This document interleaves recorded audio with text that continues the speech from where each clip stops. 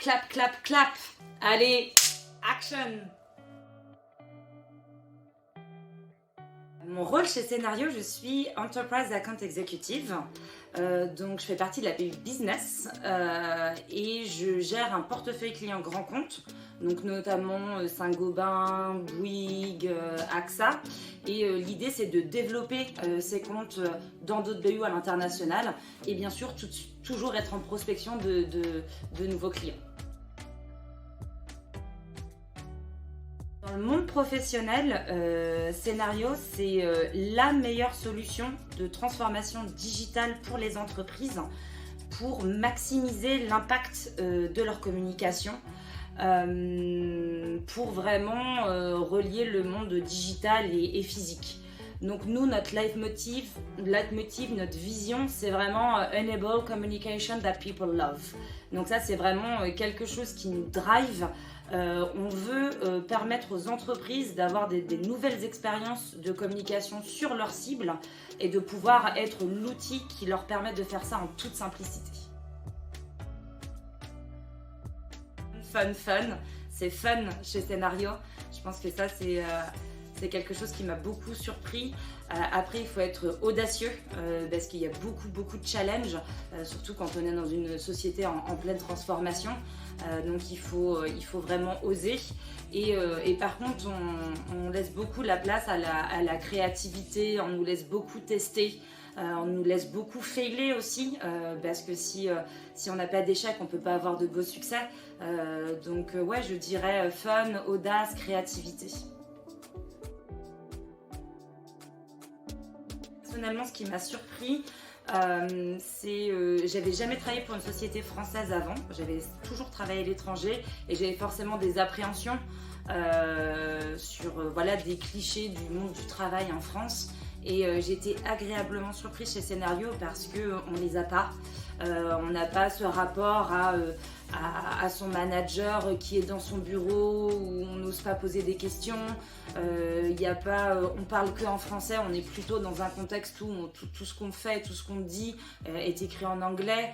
Et on est vraiment dans cette culture du feedback en utilisant plein de techniques américaines qui sont hyper poussées comme le Radical Candor. On crée les objectifs ensemble de la boîte, donc c'est pas du top down, on prend un temps en début de chaque quarter tous ensemble, on se pose, on dit ce qui va pas, on est sincère et on le crée ensemble. Et ça, je pensais pas que c'était possible en France et donc du coup ça l'est.